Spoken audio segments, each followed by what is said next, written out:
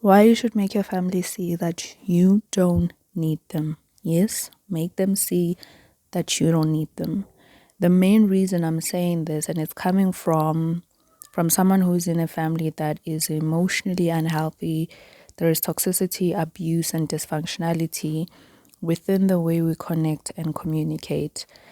And I have seen that sometimes being there for each other or needing each other is used against one another. It is used as, it's almost like now that somebody has been there for you or done something for you, now you owe them, which is not how it's supposed to work with a family. In as much as I understand that sometimes it does sting when you've been there for somebody and then when it's their turn to be there for you, they're not there for you. But at the same time, it's not a debt.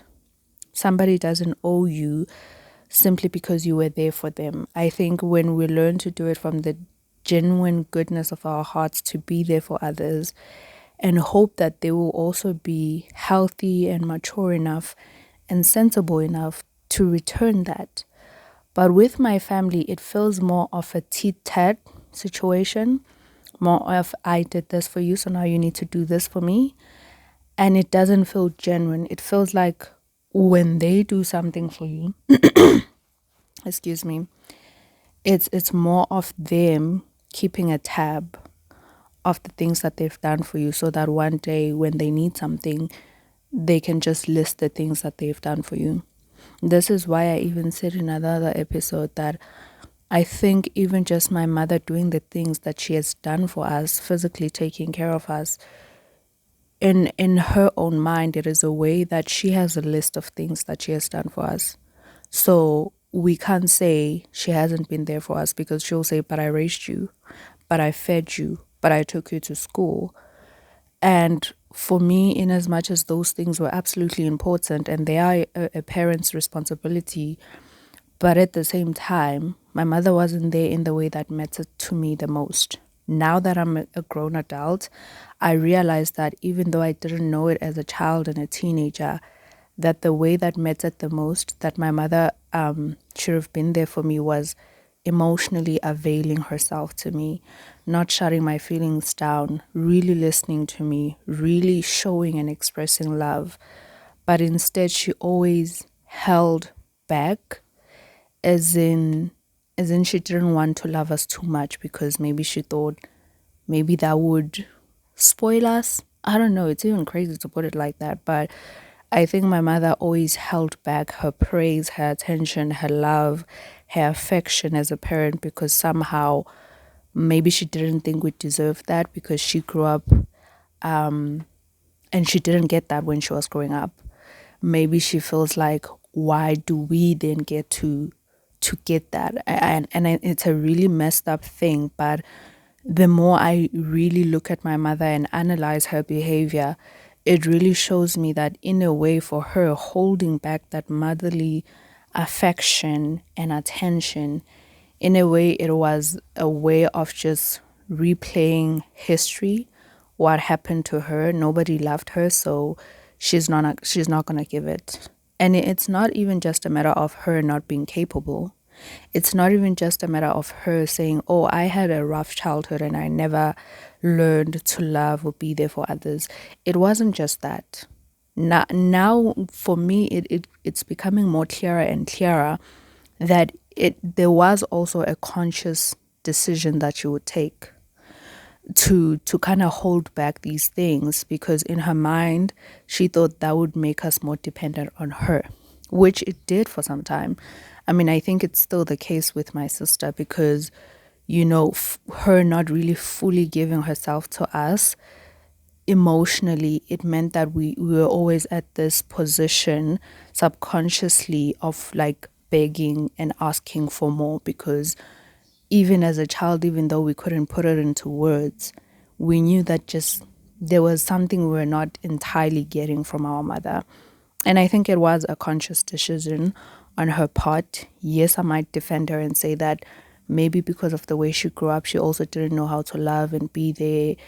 Certain things that she didn't get, I can use that justification to some extent. but that's not fully the reason. I look back and I realize that there were times when my mother just chose to hold back the praise or the attention or the affection that she should have shown her children. And so now I'm at a point where, because I've needed my family so much, I've desperately needed them. I needed them to see me. I needed them to fully see me, fully be there for me. So much so that I felt like I was wanting way too much than any human being could give. And perhaps that is true, because right now I'm learning to validate myself. I'm learning to love myself. I'm learning to soothe myself and not always want other people's validation.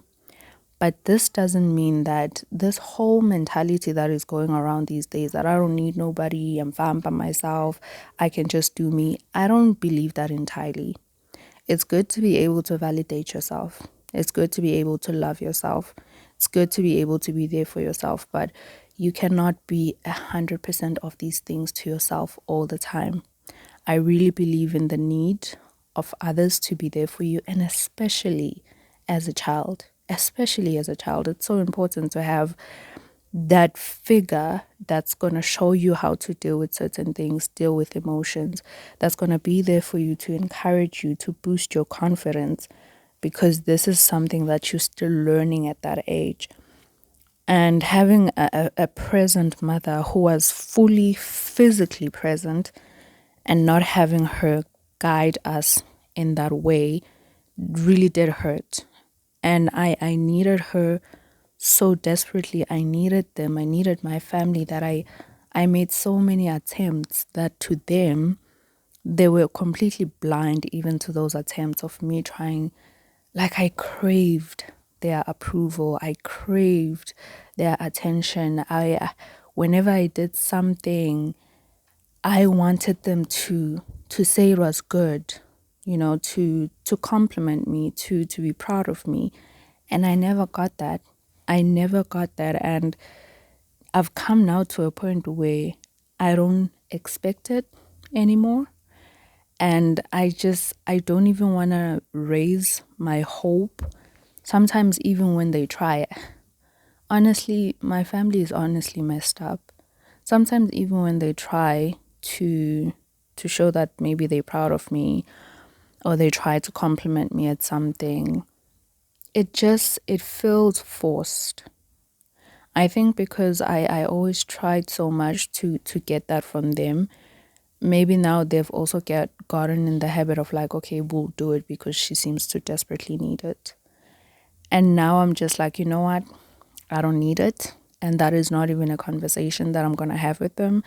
I'm not going to sit them down and tell them that, you know what, guys, you have not been there for me, so now I'm choosing not to need you.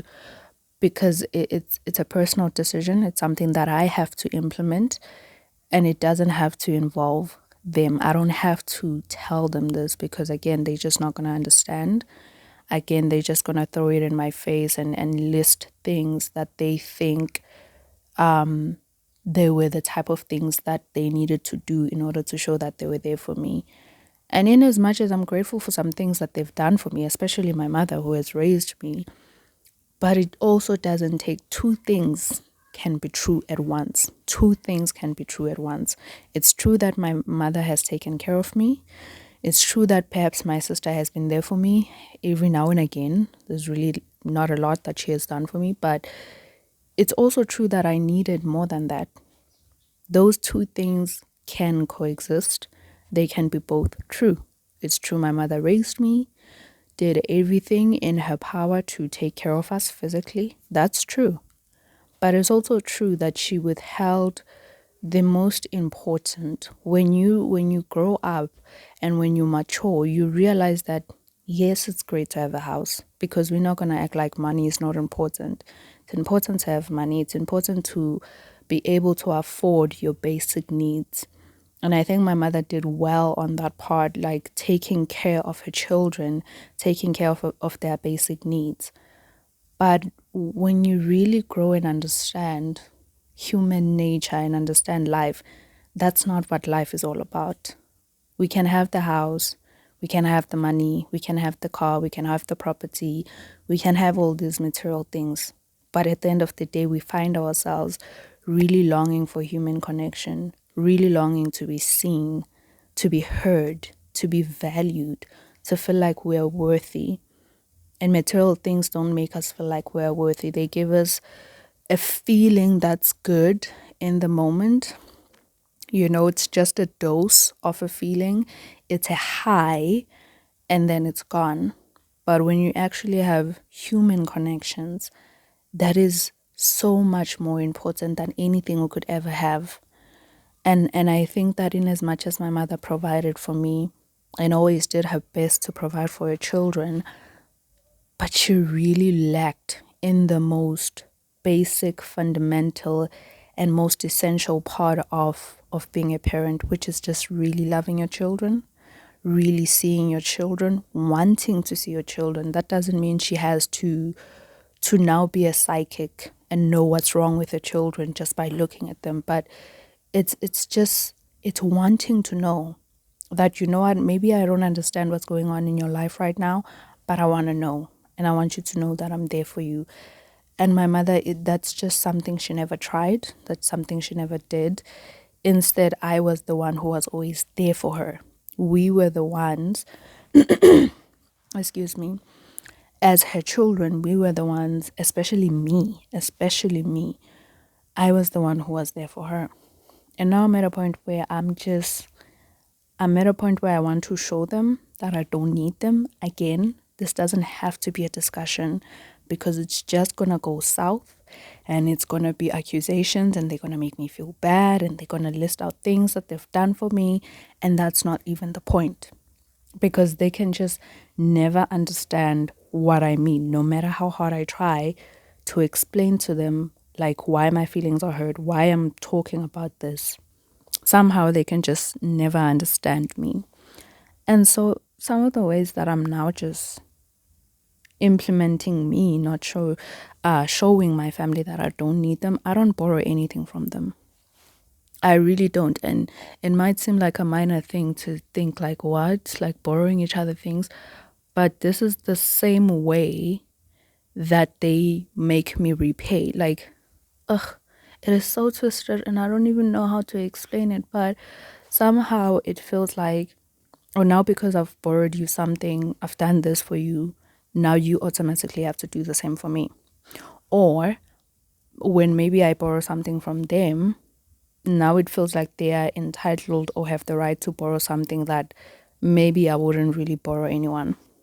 And that's not to say I don't want people to borrow my stuff, but in as much as when you borrow something from me, and maybe you have borrowed me things before, I still have a choice. I still have the right to say no.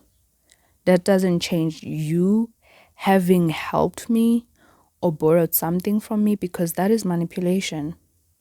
That is you controlling what I now get to do because you once borrowed me something. It's like those people who help other people and then they get to demand how the person should return the favor. Because if you have helped me once in my life, and then maybe next time you're in trouble, you don't get to demand that I help you because one time you helped me. I know it might seem like a fair mentality to others, but it's not, because you helped me out of your free will. You volunteered to help me. You saw the need and took the initiative to help me, but that wasn't me taking a loan, okay? When I'm taking a loan, I understand that, okay, I have to pay this back. But if somebody helps you in a moment where you needed help, grateful as you might be, that I'm so grateful that this person came through for me. I'm so grateful that they were able to lend a hand to me. But if we don't have a discussion about this being a loan or me having to return a favor someday, if we don't have that discussion, then don't come demanding to me that I now need to help you. It shouldn't be a demand. In as much as I do believe that we should all try, at the very least, to be there for those who have been there for us, But at the same time, it is still, I'm not obligated. I'm not. And it sounds like a selfish thing to say, but it's not. It is about letting go of wanting to control other people by helping them. Okay? So in as much as you might feel like, oh, this person did me wrong because one time I helped them and then when I wanted their help, they didn't help me. And yes, that's gonna hurt. It does hurt when you've been there for somebody and then they turn out not to be there for you. It does hurt. I mean, it is the same story that has happened within my family where I have been there for them and then when I expected and wanted them to be there for me, they were not there for me. But here's what I never did. I never called, I never said, now return the favor. I don't know how to explain this because it's making sense in my mind. I think for me, I started to realize that if I'm going to help people, by me, when I was there for my family and hoping that one day they would be there for me, I actually made the conscious choice to be there for them. They didn't force me. So if you're going to choose to help people, do it willingly, do it freely, do it also knowing that they might not return the favor. Okay?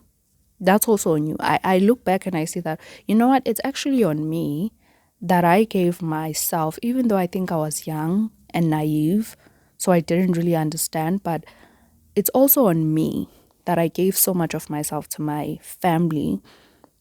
And then when it was time for them to be there for me, they were not there for me. That's on me because they never forced me to be there for them. They never really demanded of me because here I am now choosing to distance myself from them now. They're not gonna force me or demand because you can't demand somebody to be there for you when you're like, you know what, I need someone to listen to me, so you must listen to me. You can't demand that of someone. You can't demand help or somebody being there for you. You can't demand that of a person. And so I think it's the same thing with like my family. When I borrow anything from them, for me, I'm thinking, hey, you borrow me this because you want to out of free will. You could have said no. If this was going to be a matter of me having to return or pay the debt, because clearly it's a debt, I wouldn't have borrowed that. And then when they have to borrow something from me, maybe they choose something that I feel like, okay, I don't want to borrow you that. Like I could borrow you other things, but I feel like they go for the one thing that they know that I would have. How do I explain this? Like, let's say, for example, with clothes, okay? Because my mother, my sister, and I, we are all females, obviously. So, like, maybe I will borrow something from my sister, maybe a jacket. And then the next time when she borrows something, she will borrow maybe my favorite blazer. Okay, just an example. Maybe my favorite blazer. You know that one thing where you're just like, I wouldn't even give this anyone because like that is like my thing, you know?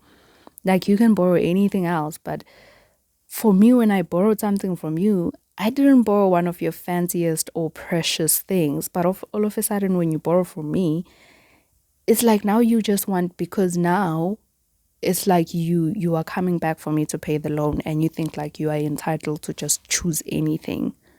Whereas when I borrowed something from you, you could have just said no. It feels so silly to be even talking about this, but these are really the kind of things that have been a dysfunction in this family that have actually led to a lot of resentment. Because then when I say no to you asking for something that I don't want to borrow you, then you resent me. Then, you are mad about that. Whereas if you didn't want to borrow me your stuff in the first place, you shouldn't have. And you shouldn't use that as a way to now make me pay. Because you said yes, you could have said no. It's these little dumb, stupid things that you're like, why are we even fighting about this? But these are the same things that cause a lot of resentment within us. Because somebody didn't say no. So now I'm also not supposed to say no to something. So now I don't borrow anything from them. Now I don't borrow anything from them so that when they borrow something from me, I have the full rights to say no. If I do want to borrow them something, I will borrow them willingly, but not because it's almost like you demanding me to borrow you something because you once borrowed me something. So now I'm not borrowing anything, like anything. And I try my best to not need anything from them. Sometimes I will even make a plan B if I see that I don't have something and maybe my sister has it or maybe my mother has it. At this point, I'm just like, you know what, let's make another plan, because I don't want to feel like I'm indebted to you for borrowing something. Like, this is just a normal process between families where we borrow each other things, and it shouldn't be so hectic. It shouldn't feel like now I owe you for the rest of my life because you once borrowed me something. No. And it's like with my family. You can borrow one thing, and just because they borrowed you that one thing, now they feel entitled to 10 things. Like your 10 things. Now it's like, you know what? Because I borrowed you that, so now I can just borrow and borrow forever and ever. So I'm just like, I'm not going to borrow anything so that I don't owe you. Okay? They don't say that you owe me, but sometimes they do say like, oh, but I borrowed you this. That's basically saying now I owe you. Because now if you remind me of what you did for me, it means now that you are actually just saying payback. I also just don't share or ask for their opinion or input on my personal stuff. I'm done, and I don't even know if they've realized, because I think my family sometimes is just so blind and caught up in their own world that they really just either take time or don't ever notice what's happening in other people's lives, even if you live with them, even if you are a daughter or a sister. This year, I've stopped sharing any personal things about myself. I've stopped asking for their opinion. I have stopped asking for their input. The reason that I also stopped doing this, it's because they would oftentimes confuse me. One time I made this example of how when maybe I'm going through something, maybe with a friend or somebody from church, and because you trust your family, sometimes you end up telling your family that, oh, this is what is going on.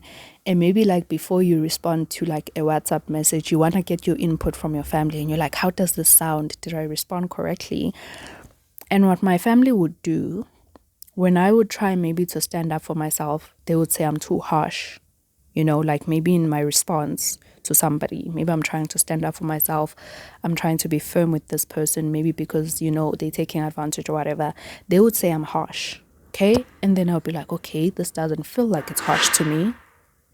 I would say this doesn't feel like it's harsh to me, but then I listen to them. And then when I change that, then they say I'm too soft.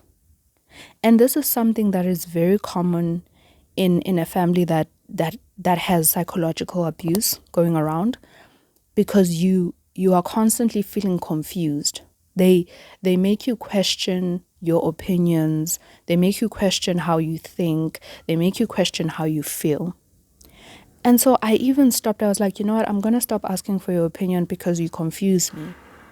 At one time, it's like, oh, you're too harsh. At one time, it's like, oh, you're too soft. This person is just, going to take you for a ride. Then I don't know.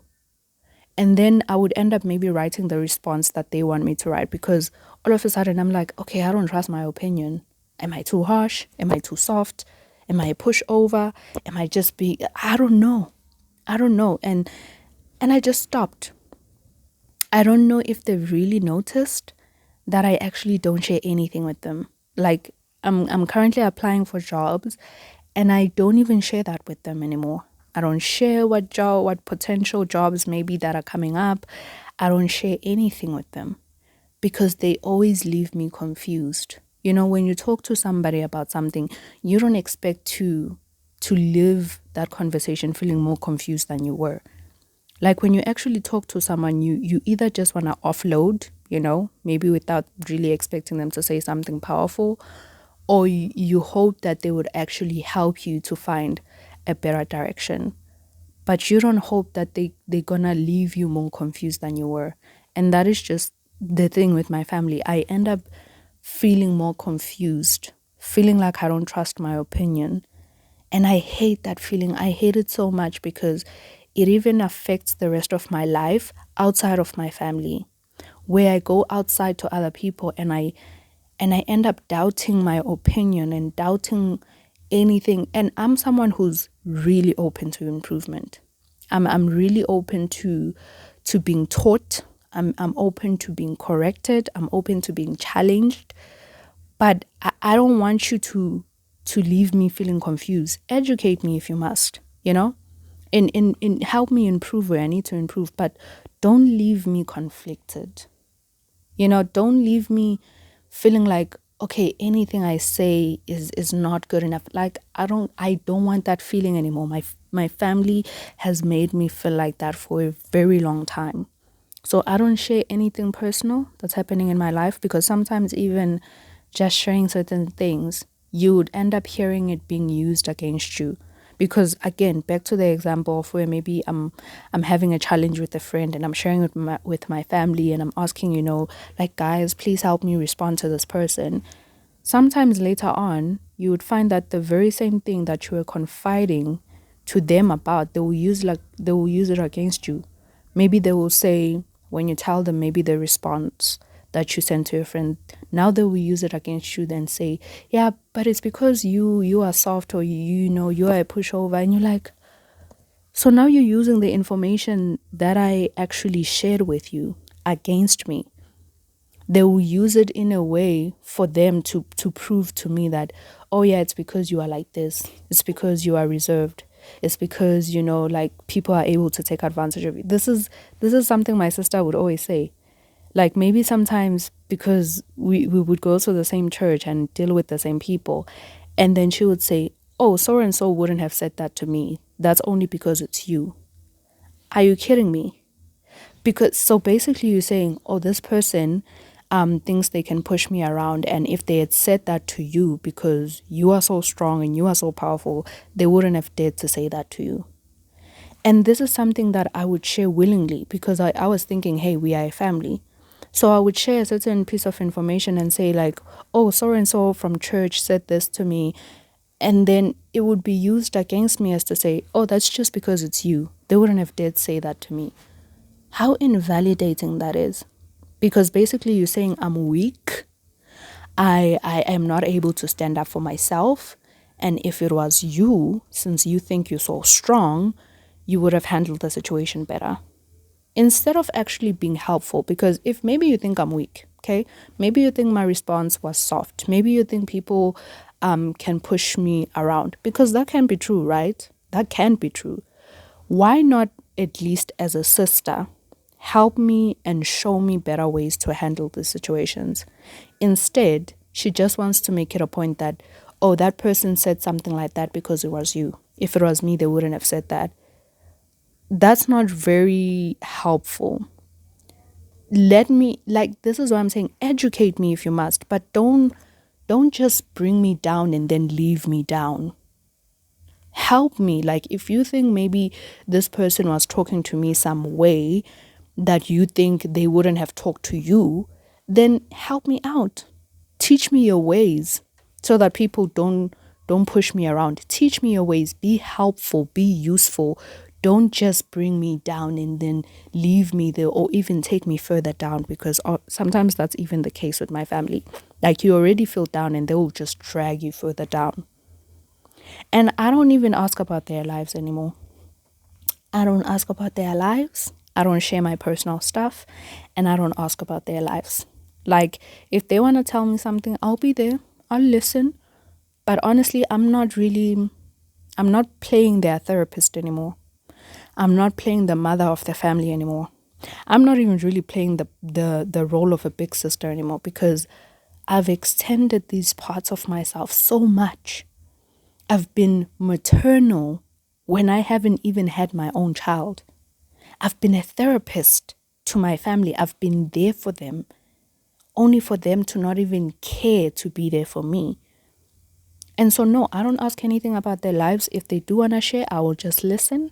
But I'm not going to go above and beyond to help them out. I'm really not. I am not. And it feels so crazy for me to even say that, because even just last year, 2021, I wouldn't have said this.